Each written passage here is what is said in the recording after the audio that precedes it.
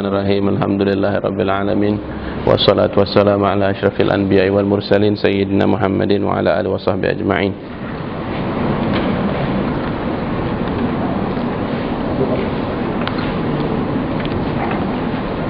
Sambung perbahasan berkenaan dengan ilmu.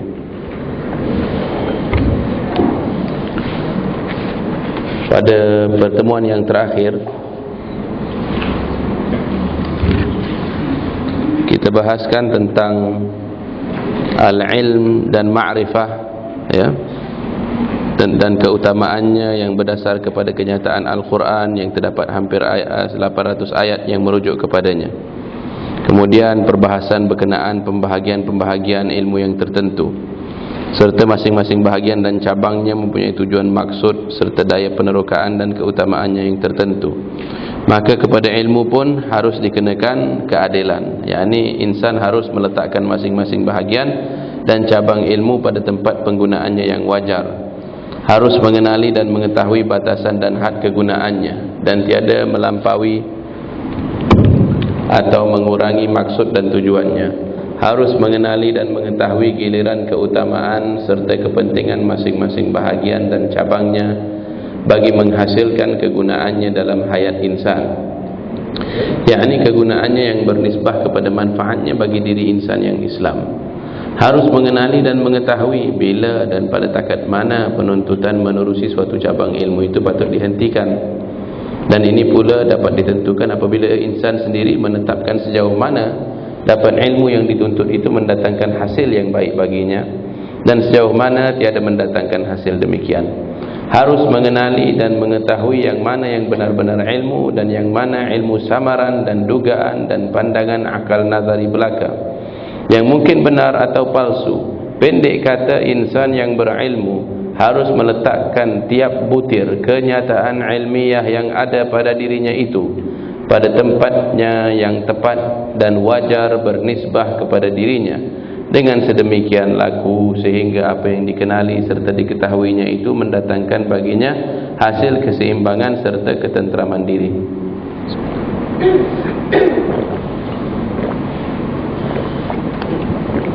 Jadi takat itu pembacaan kita sebelum ini. InsyaAllah kita sambung sedikit. Mengetahui dan mengenali bagaimana cara meletakkan ilmu apa di tempat mana, itulah yang digelar hikmah. Jikalau ilmu itu tidak dirancangkan dengan keadilan, maka ilmu yang tidak teratur tertib dan yang penuntutannya dilangsungkan dengan cara sembarangan itu akan tentu membawa kepada kekeliruan dan seterusnya kezaliman terhadap diri sendiri sebagai akibatnya. Peraturan tertib serta cara penuntutan ilmu yang mematuhi suatu rencana yang kemas yang saya bayangkan di atas itu bukanlah sama maksudnya dengan peraturan tertib serta rencana yang kemas yang dirancangkan dalam bentuk penyusunan bersistem dan yang dikenakan kepada ilmu pengetahuan seperti yang terdapat dalam sistem universiti dan sekolah moden. Yang saya maksudkan di sini berdasarkan kepada maudu' yang kita bentangkan adalah peraturan tertib yang dikenakan terhadap ilmu oleh diri insan yang menuntut ilmu itu sendiri, dengan cara diri insan itu sendiri mematuhi rencana kemas bagi mengawal serta mengatur tertib dirinya bersabit dengan peraturan tertib terhadap ilmu yang dituntutnya itu. Dengan lain kata, diri insan harus masing-masing insaf tahu tentang ilmu apa dan ilmu mana yang sesuai bagi kemuslihatan dirinya, yakni dengan dirinya dimaksudkan kesatuan kedua-dua dirinya yang ruhani dan jasmani.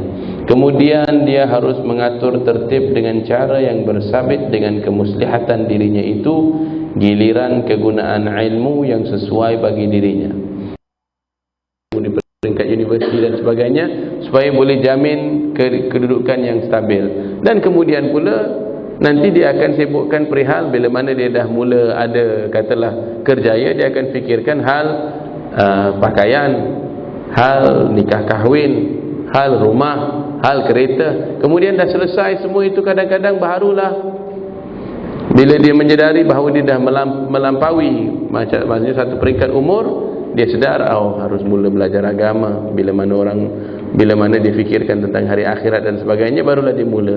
Tapi bila dia mula-mula nak berjinak dalam agama, apa yang dia akan belajar dulu? Dia akan belajar hukum hakam dahulu. Ya, atau dia akan belajar Al-Quran dahulu, bagaimana nak membaca Al-Quran, tajwid, taranum dan sebagainya. Pelan-lahan dia akan bergerak daripada belajar hukum hakam dan tata cara peribadatan nanti, barulah dia sedar bahawa ada ilmu yang perlu dia pelajari tentang ilmu tasawuf pula. Bagaimana nak mengubati penyakit hati, bagaimana nak mengikis sifat riak, ujub, takabur dalam diri. Semuanya itu dia belajar lepas yang tata cara peribadatan dia kaji itu. Kemudian baru dia fikirkan tentang bagaimana nak mewujudkan keyakinan kepada Allah Subhanahu wa taala. Jadi perjalanan yang terbalik. Ya, dan kalau untung dengan berkat dengan inayah Allah Subhanahu wa taala, seorang itu insya-Allah akan mencapaikan husnul khatimah walaupun dia bermula daripada jalan yang satu lagi itu. Ya, tetapi alangkah baiknya sekiranya untuk anak-anak muda kita, ya, untuk anak-anak dan cucu kita, untuk adik-adik kita, untuk diri kita sendiri, sekiranya kita usahakan, maksudnya bila mana contohnya kanak-kanak ataupun remaja yang bila mana dia menuntut ilmu dan dia tak perlu mencari rezeki lagi, kita utamakan ilmu fardu ain. Dan fardu ain di sini bukanlah semata-mata sukatan yang dikatakan Prof. Al-Atas itu, bukanlah sukatan yang dicarakan dalam universiti, maksudnya daripada peringkat sekolah rendah, menengah sampai universiti. Yang kita maksudkan di sini adalah berdasarkan kadar keperluannya. Yani belajar bagaimana rasa ta'zim kepada Allah Subhanahu wa taala, rasa akan keberadaan Allah Subhanahu wa taala. Belajar apakah fungsi salat yang menghubungkan di antara hamba dan Tuhannya. Belajar bagaimana nak meyakinkan diri, bagaimana nak mencapai keyakinan yang tidak berubah tentang hari akhirat. Yani bagaimana nak cabut segala bentuk keraguan tentang hari akhirat itu. Jadi supaya nanti bila ilmu itu sudah bulat dalam hati, ya, maka secara tabi'inya, ya, kita akan mencari pula ilmu tentang tasawuf, ilmu adab sulukil murid, yakni adab atau petunjuk jalan tarikat. Kita akan belajar bagaimana caranya untuk mendekatkan diri kepada Allah. Mula-mula kena ajarkan bahawa mengetahui dan mengenali Allah Subhanahu wa taala itu bukanlah sekadar sesuatu yang dihafal, bukanlah sekadar sesuatu yang disebut-sebut.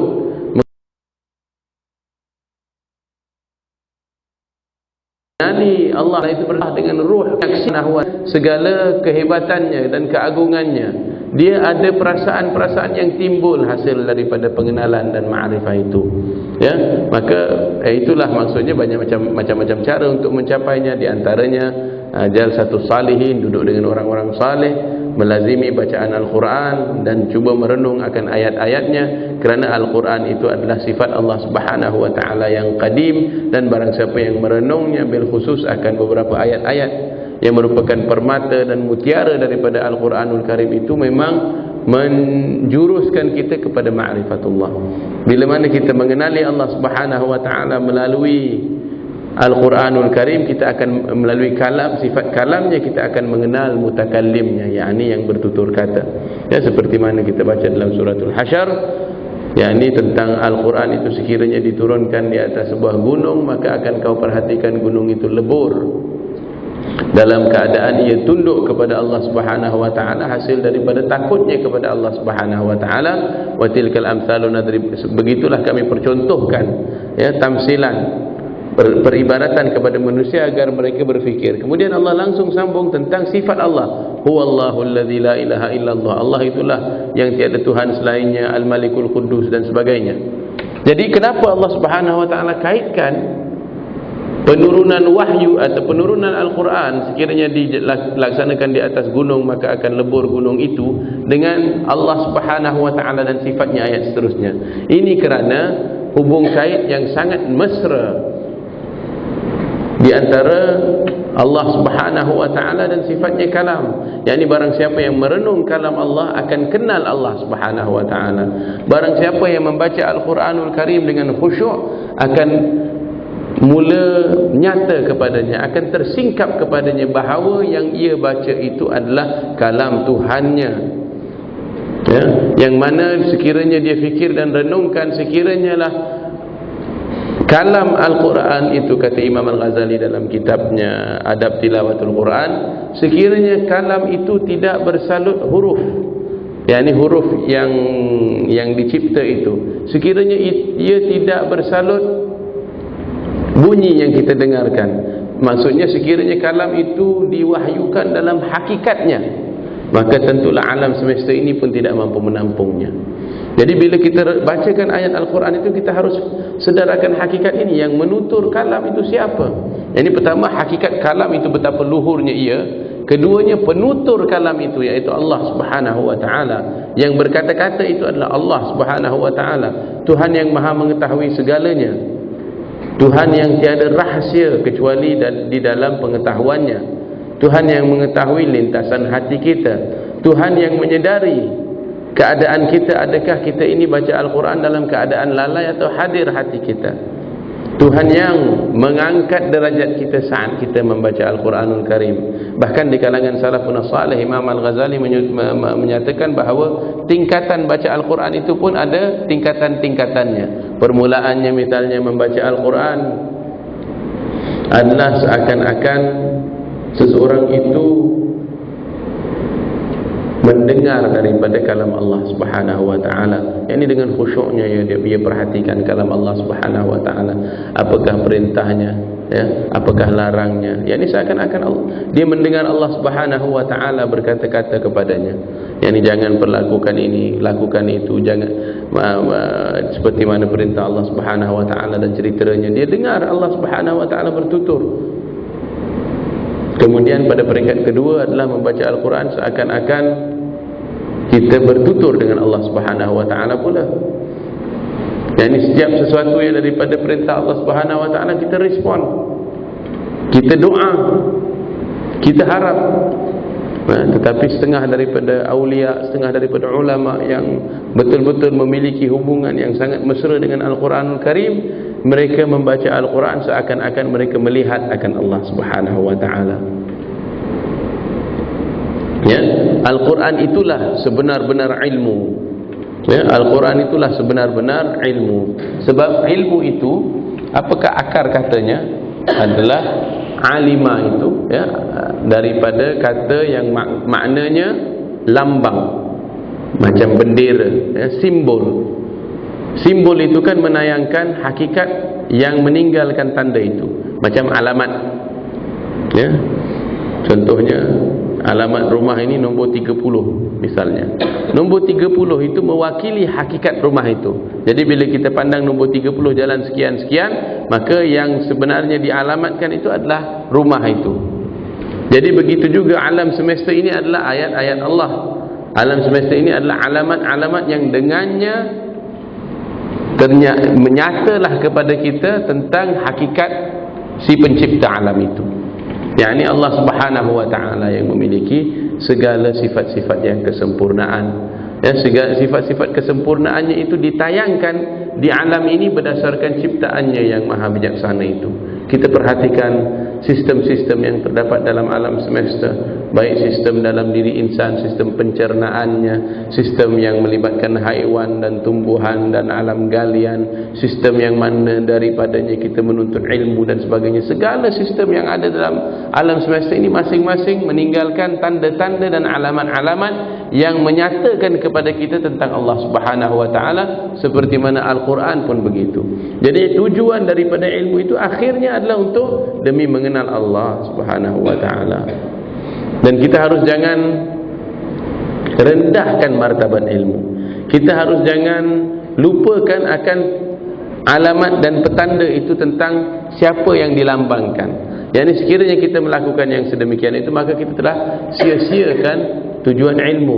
Sebab ilmu itu adalah sesuatu yang luhur. Tidak wajar kita tuntut ilmu itu untuk demi katalah emas, iaitu batu yang fana.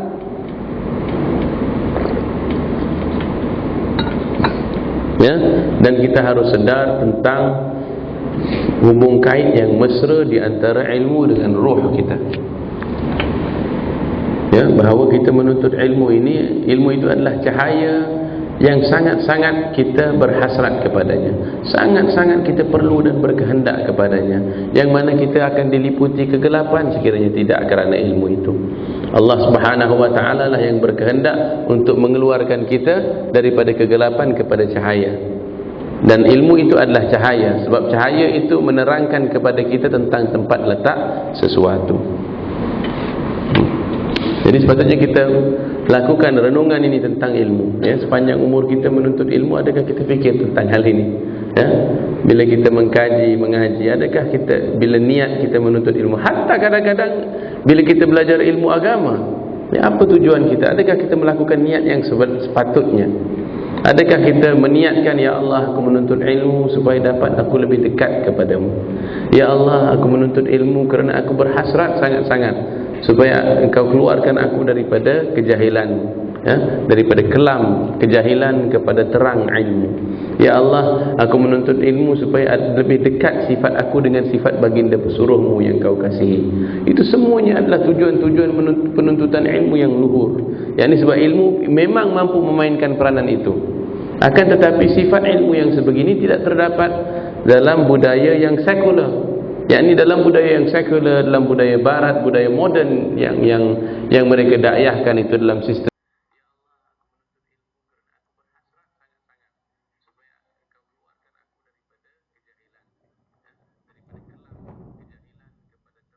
dan sebagainya. Ilmu itu adalah satu alat yang berguna buat insan. Ilmu itu adalah demi insan meneroka bumi. Ilmu itu adalah demi insan membangunkan kehidupan ekonominya. Itu sahaja batasnya.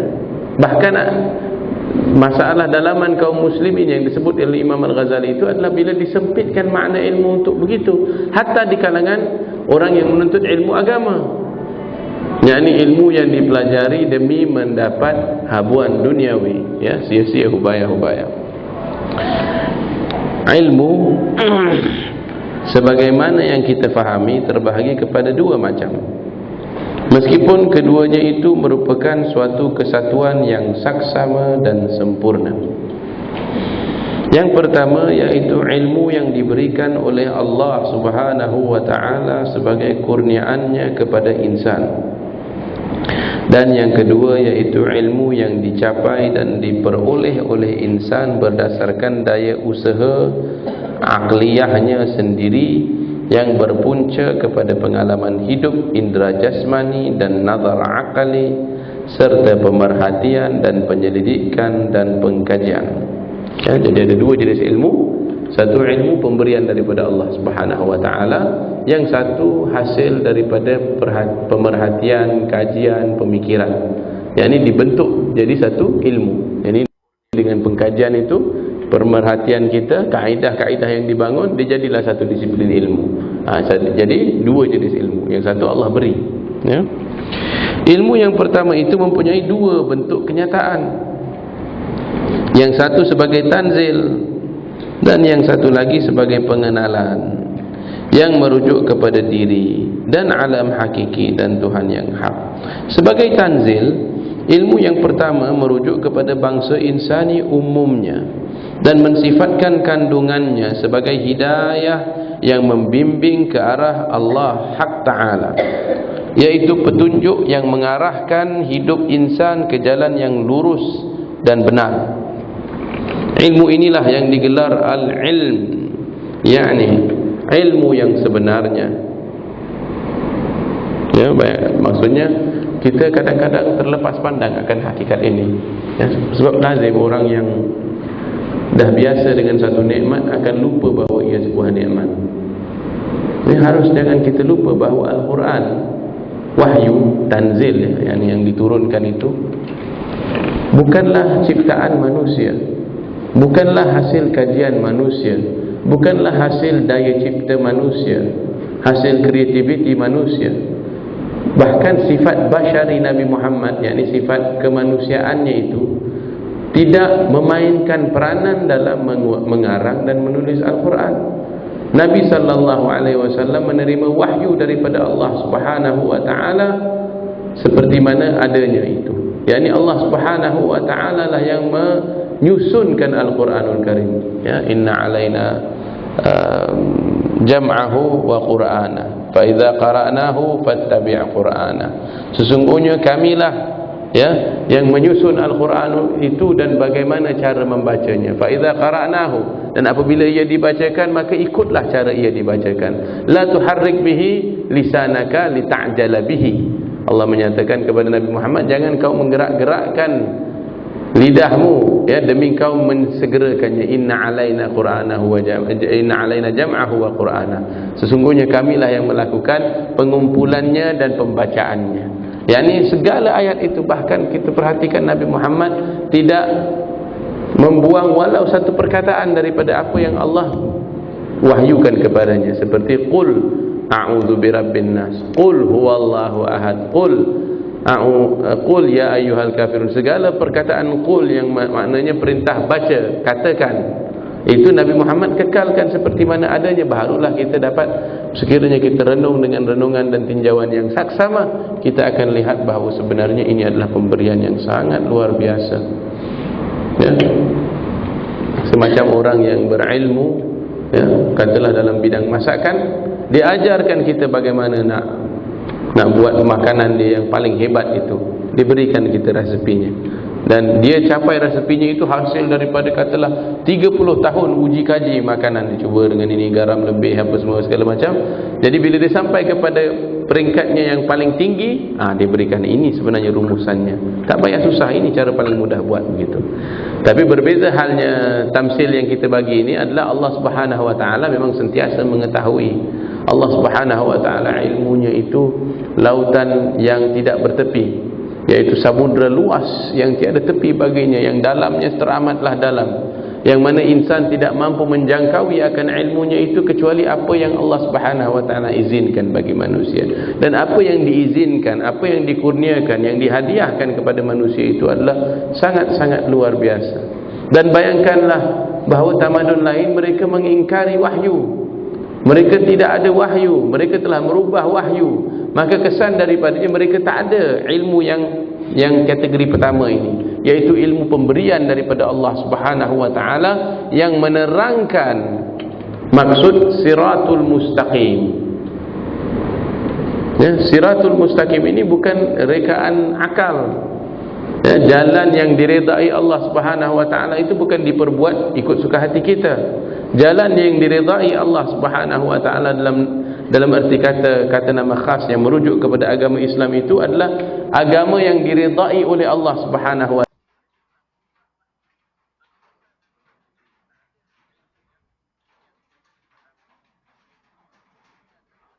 taala. Pertama ini hanyalah dapat mungkin diterima oleh insan dengan usaha, dengan daya usaha kerja amal ibadah serta kesucian hidupnya.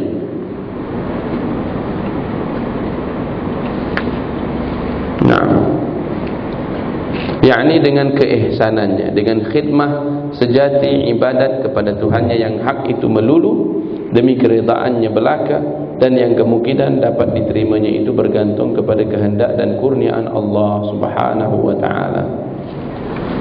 Jadi kita katakan yang pertama tadi sebagai kenyataannya sebagai tanzil,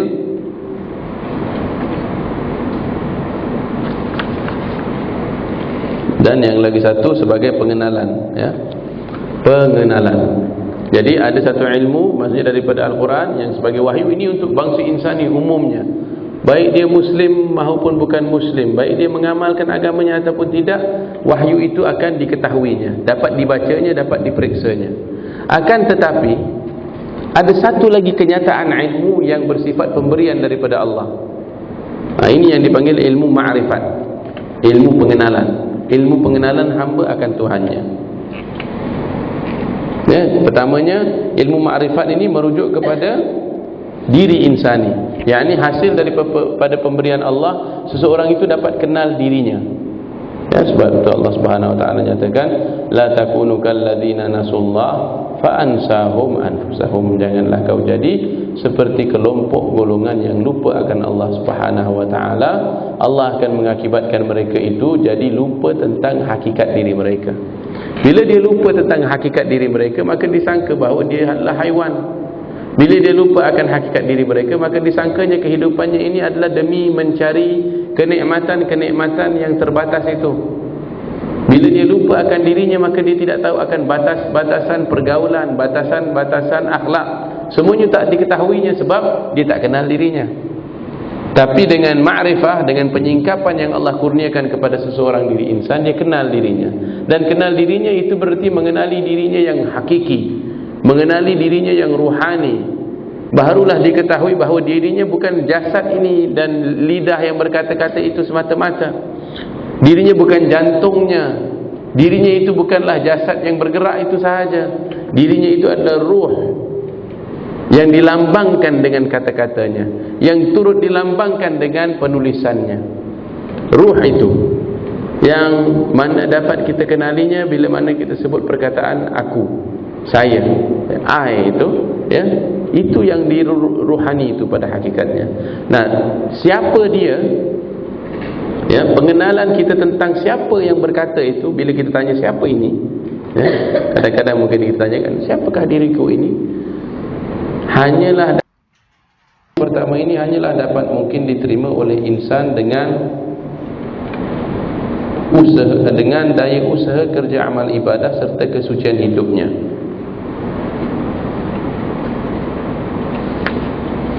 Nah, yakni dengan keihsanannya, dengan khidmah sejati ibadat kepada Tuhannya yang hak itu melulu demi keredaannya belaka, dan yang kemungkinan dapat diterimanya itu bergantung kepada kehendak dan kurniaan Allah Subhanahu wa taala. Jadi kita katakan yang pertama tadi sebagai kenyataannya sebagai tanzil,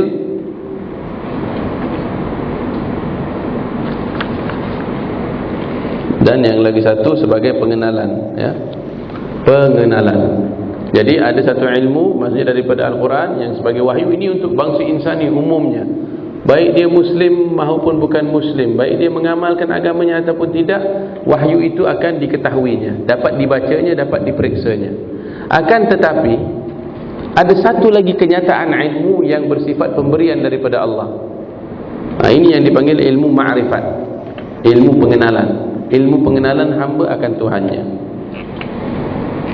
Ya, pertamanya ilmu ma'rifat ini merujuk kepada diri insani, yakni hasil daripada pemberian Allah, seseorang itu dapat kenal dirinya. Ya, sebab itu Allah Subhanahu wa taala nyatakan, la takunu kalladzina nasullah fa ansahum anfusahum. Janganlah kau jadi seperti kelompok golongan yang lupa akan Allah Subhanahu wa taala. Allah akan mengakibatkan mereka itu jadi lupa tentang hakikat diri mereka. Bila dia lupa tentang hakikat diri mereka, maka disangka bahawa dia adalah haiwan. Bila dia lupa akan hakikat diri mereka, maka disangkanya kehidupannya ini adalah demi mencari kenikmatan-kenikmatan yang terbatas itu. Bila dia lupa akan dirinya, maka dia tidak tahu akan batas-batasan pergaulan, batasan-batasan akhlak. Semuanya tak diketahuinya sebab dia tak kenal dirinya. Tapi dengan ma'rifah, dengan penyingkapan yang Allah kurniakan kepada seseorang diri insan, dia kenal dirinya. Dan kenal dirinya itu berarti mengenali dirinya yang hakiki, mengenali dirinya yang ruhani. Barulah diketahui bahawa dirinya bukan jasad ini dan lidah yang berkata-kata itu semata-mata. Dirinya bukan jantungnya, dirinya itu bukanlah jasad yang bergerak itu sahaja. Dirinya itu adalah ruh yang dilambangkan dengan kata-katanya, yang turut dilambangkan dengan penulisannya. Ruh itu yang mana dapat kita kenalinya bila mana kita sebut perkataan aku, saya, I itu, ya, itu yang di ruhani itu pada hakikatnya. Nah, siapa dia? Ya, pengenalan kita tentang siapa yang berkata itu, bila kita tanya siapa ini, ya, kadang-kadang mungkin kita tanyakan, siapakah diriku ini? Hanyalah dapat diketahui dengan penyingkapan ma'rifat daripada Allah Subhanahu wa taala. Ya, bila mana dia secara beransur-ansur, ya, melalui perantaraan ibadah dan ihsan, Allah kurniakan dia penyingkapan untuk mengenal dirinya, barulah dia tahu bahawa pada hakikatnya dahulu lagi dia sudah diciptakan dan telah mengambil janji dengan Allah Subhanahu wa taala, iaitu janji alastu bi rabbikum. Maka diri kita ini lebih hebat lagi daripada apa yang dibayangkan tamadun barat. Tamadun barat menyatakan insan itu hebat sebab dahulunya dia satu bentuk sperma yang berenang, dan di kalangan jutaan sperma dialah yang berjaya sampai, maka dikatakan hebat. Tapi kita katakan insan jauh lebih hebat daripada itu. Ya, insan bukan sekadar sperma yang berenang itu. Insan adalah dirinya yang ruh, yang Allah tiupkan dalam jasad itu. Lebih dahsyat lagi, dia berpengetahuan yang luas pada hakikatnya. Bila mana dia mengenali dirinya yang sebenar-benarnya, dia mengenali pula akan Tuhannya. Man arafa nafsahu, barang siapa kenal dirinya, kenallah ia akan Tuhannya. Kenapa? Sebab dirinya yang rohani itu memang sedia kenal akan Allah Subhanahu wa taala. Sebelum dijadikan, dia kenal akan Allah Subhanahu wa taala. Apakah pembuktian bahawa dia kenal akan Allah? Bila Allah tanya, alastu bi rabbikum, bukankah aku Tuhan kamu? Macam mana jawabnya? Bala syahidna, bahkan kami saksikan. Jadi kenal tak dia akan Allah Subhanahu wa taala? Mestilah kenal baru boleh jawab macam itu kan. Contoh, ada suami dia tanya kat isterinya, apa tu? Bukankah abang ini suami awak? Kalau kita cakap ya, maksudnya kenal lah dia kan. Kalau katalah tiba-tiba satu orang lelaki mana-mana datang, bukankah aku suamimu? Kita cakap tak, bukan kan. Sebab kita tak kenal. Kita akan cakap ya, kita akan cakap bahkan. Ya, maksudnya betapa kukuhnya soalan Allah Subhanahu wa taala tanya itu. Alastu, bukankah aku Tuhanmu? Bukan ditanya hal ana rabbukum. Dia bukan tanya adakah aku Tuhanmu? Ya? Adakah aku Tuhanmu itu, atau adakah saya ini sahabat awak? Kita sendiri dalam keadaan tak yakin, maksudnya soalannya tak kuat. Tetapi kalau kita ingin meyakinkan sahabat kita, misalnya untuk katalah kita nak pinjam duit ke ataupun apalah ya, kita perlukan satu bantuan daripada, bukankah kita ini sahabat?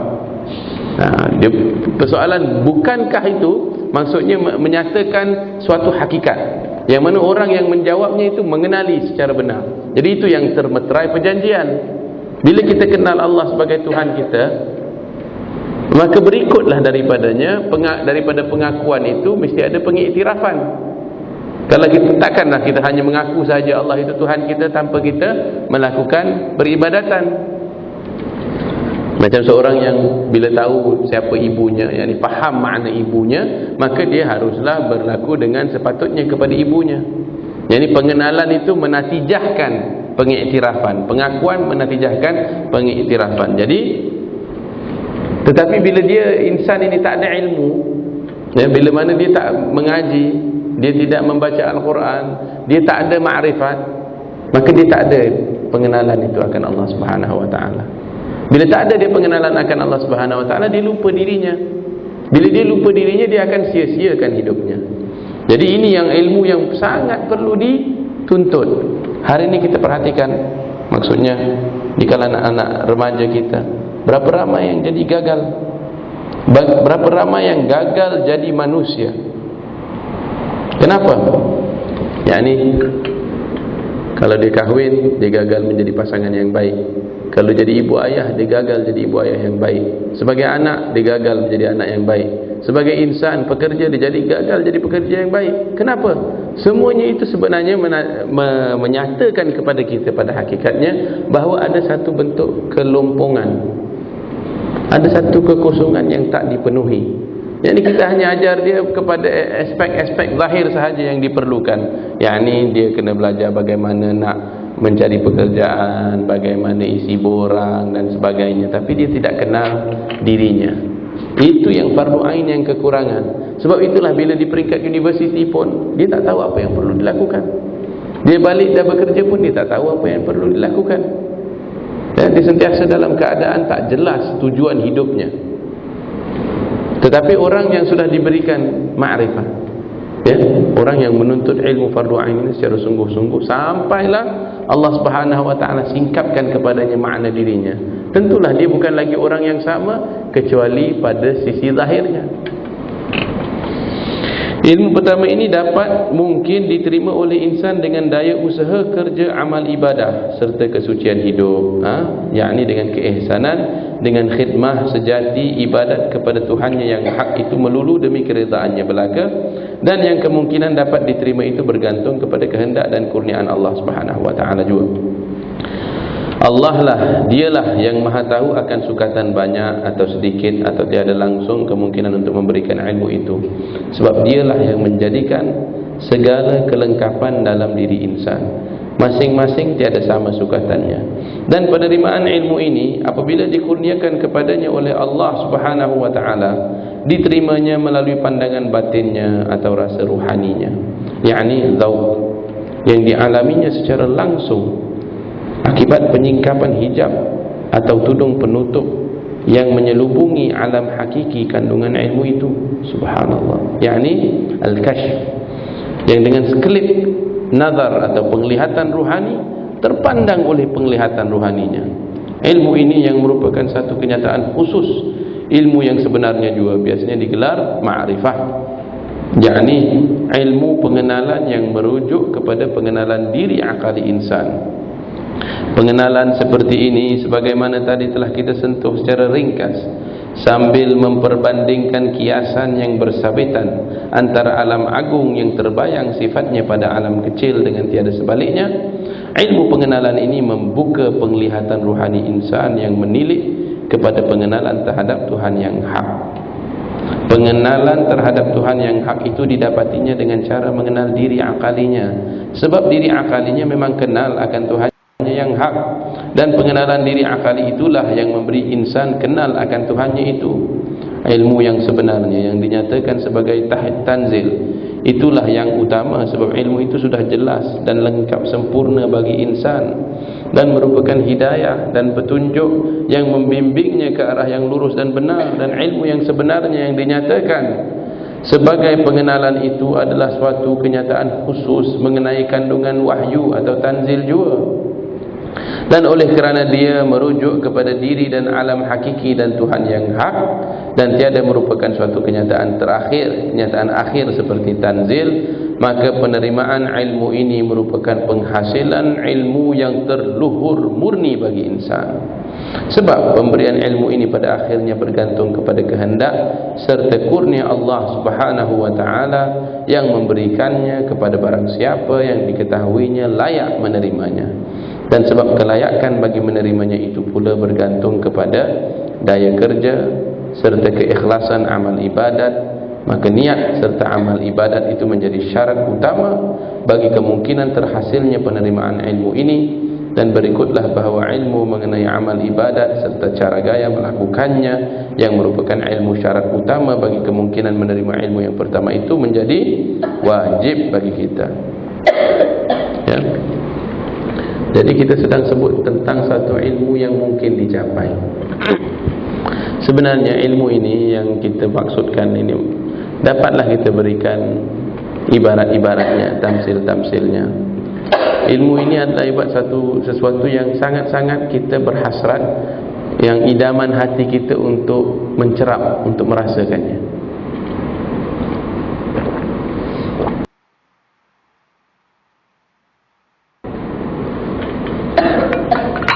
Tetapi kita tidak akan mencerapnya, tidak akan merasanya hanya dengan berkata-kata tentangnya.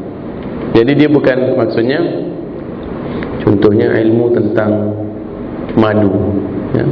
Madu itu manis, nikmat sekali, ya, tetapi maksudnya cara pengeluaran madu itu barangkali ada ujian-ujian dan cabaran-cabarannya, ada caranya yang kaedahnya untuk kita dapat keluarkan madu itu, dan kita harus lakukan, ya, kaedah itu untuk mengeluarkan madu tadi. Dengan segala usaha kita, dengan kita belajar dengan guru yang mahir, akhirnya diajarkan kita tata caranya dan kita pun laksanakan. Sehinggalah bila mana kita, yakni katalah berseorangan dalam hutan dan kita dah mahir, kita pun berjaya keluarkan madu itu dan kita pun rasakannya. Perasaan kita merasa madu itu adalah tak ada kaitannya, rasa madu itu tak ada kaitannya dengan kita punya angkat madu, korek apa segala macam itu dengan menuntutnya. Yakni ilmu ini maksudnya bukanlah teori yang kita hadam dan hafal. Ilmu ini adalah pemberian daripada Allah Subhanahu wa taala. Yang kita pelajari itu hanyalah tata caranya, muamalahnya. Ya, muamalahnya maksudnya bagaimana caranya bermuamalat dengan Allah Subhanahu wa taala.